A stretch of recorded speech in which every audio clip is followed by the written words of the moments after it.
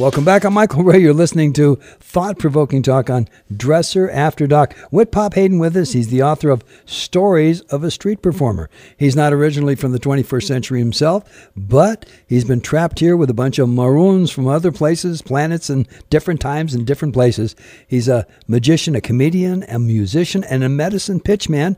He is a past vice president of the Magic Castle in Hollywood, and he's been named Performing Magician of the Year 6 times, winning in the categories of stage, close-up, parlor, and bar. And he's the co-founder with Chief Anton Schools for Scoundrels. And let's say, Whit, hi, welcome to the show. Pop. Well, hi, how are you, Michael? Good evening. Oh, good. And thank you so much for being here. What is a street performer? Well, a street performer, it's one of the oldest kinds of performing, where someone would go out on the street and sing or dance or some other skill and pass the hat and make some money. Now, by the way, that since the ancient Egyptian times. And by the way, the street performer is all over the world, and everybody knows them in one way, shape, or form. I got to tell you, I think there's not a culture in the world without it. Yes. Oh, absolutely. The Magic Castle. Now, that's been around for years and years and years, hasn't it? Yes, it's been around since 1963. I know some of the old presidents were Lou Costello and people of that genre. So it's a famous place in Hollywood. Yes, it is. I remember 1,000 years ago, which I don't want to get into, but I was a performer. That was the very first place I ever played. Oh, really? Yeah. Oh, how wonderful, yeah. Yeah, I remember standing behind the curtain that first night, and you could feel the ghosts of all the old-timers there. Oh, yes, you still can feel that.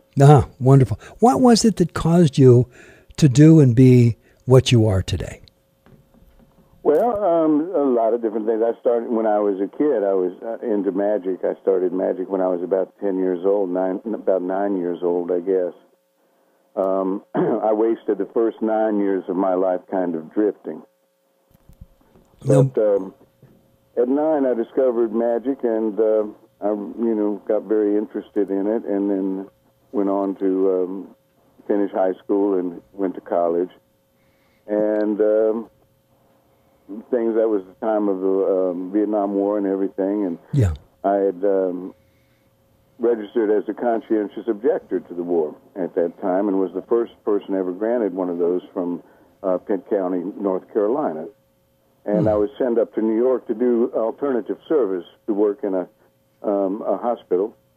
And then when I was called for service, I flunked the physical because of my eyesight and didn't have to serve. The hospital didn't want me anymore because I was not one of their people under control for 2 years. So I was left on the streets of New York City from North Carolina and started doing magic again to make a living.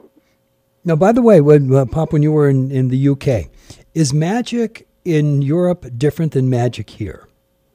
Oh, no, it's very much the same. I mean, the styles are slightly different, like the styles of a British comic to an American comic. But, you'll find that it's basically the same everywhere. Magic is magic. And by the way, what is it about magic that thoroughly captivates audiences?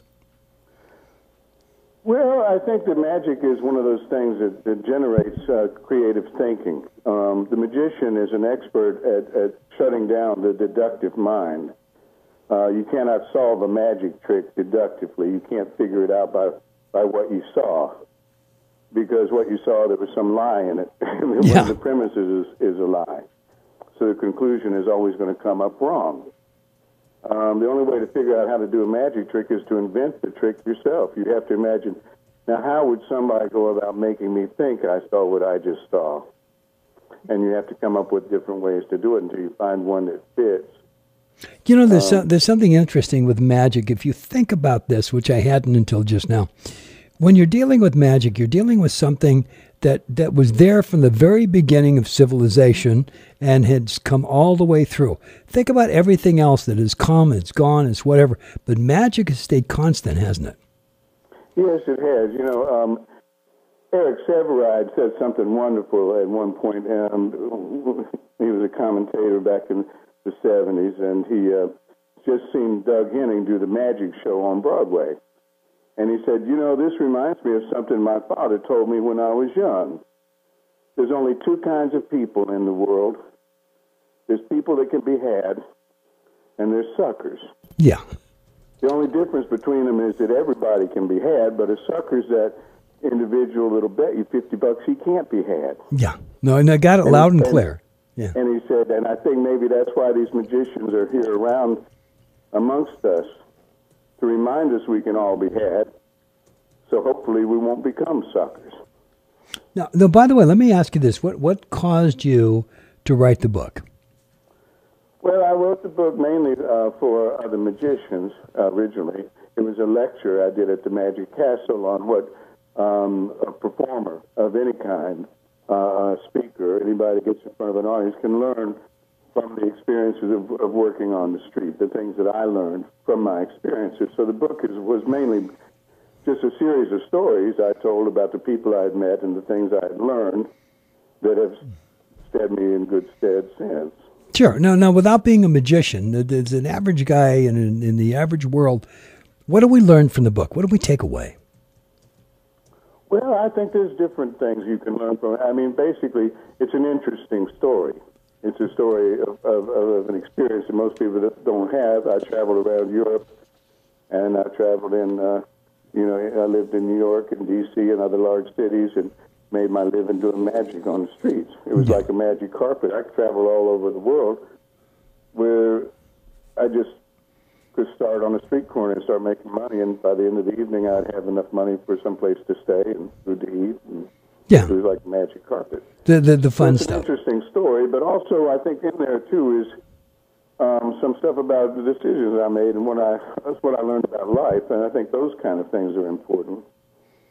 Now, by the way, is life in and of itself, is life magic?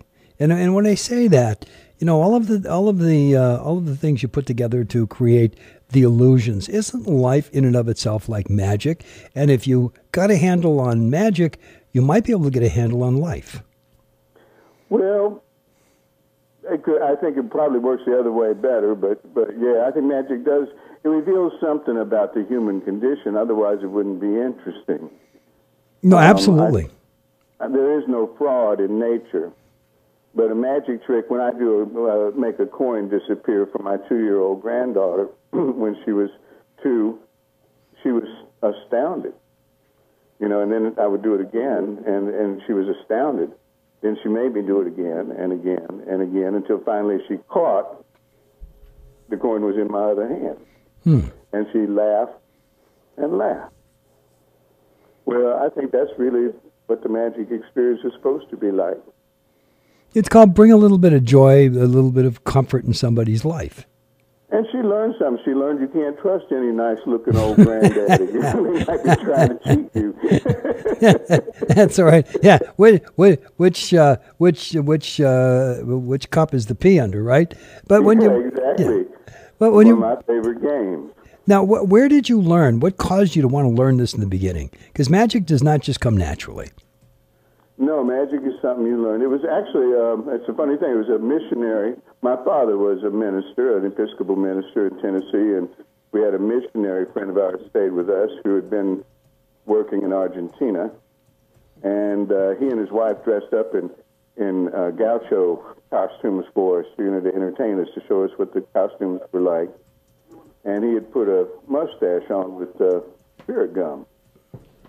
And then he showed me a little trick with the spirit gum where he could make it look like smoke was coming off his fingers. And that was like, when I was about 7 years old, and that was the first magic trick I ever learned. And then when I was about 9, that's when I got turned on by something in magic, and I was hooked ever since. No, by the way, when we talk magic, then there's those phenomenal tricks like the Houdinis, and there's a few other people that do these things that the illusions are absolutely unbelievable, but they're so real. What does it take to do, magic at that level when you've got, tens of thousands of people watching and you disappear or you do something right in front of them? Well, it takes a lot of money generally first. Yeah. The equipment gets more expensive the bigger it gets. And, it takes a lot of creativity. I'm a big fan of David Copperfield and all the modern big illusionists. That field is called grand illusion, or what we call an illusionist, somebody that does tricks with an animal bigger than a dog or with a human being. Those are grand illusions. The street magic is usually concerned with doing small magic. Yeah. Magic of the hands is all sleight of hand done with coins and rings and rope and, small items that you can manipulate with your hands. Yeah. Now, by the way, when you're dealing with it, are there still the amount of people who love learning magic as there were years ago? Is there still that allure for certain people? It has never been as powerful. I think we have way too many people interested in magic in some ways. It's very popular right now, and the magic shops are online, and magic videos are online. All the kids are making videos and stuff and showing each other their stuff. Yeah, in our modern, but it's still the same. And our modern day politicians, the absolute masters of illusion. Yes, I think that's been true all along. Yeah, that's always the way it's been. That's not that new. Now, by the way, is this your first book? No, this is my first book of general interest. The other books I've written have been on specific things like the history of the shell game and pre-card money and things like that. I've written technical books on magic and various routines of magic, and philosophy of magic. But this is the first thing that's really of general interest. Yeah, Pop, is there a website we can find you at? Yes, of course. It would be pophaydn.com. There's no E in Haydn. It's spelled like Haydn. Just pophaydn.com. Wonderful. And by the way, thank you so much for being on the show with us tonight. Oh, it's been my pleasure. Thank you so much for having me. Take care. Good night. Good night.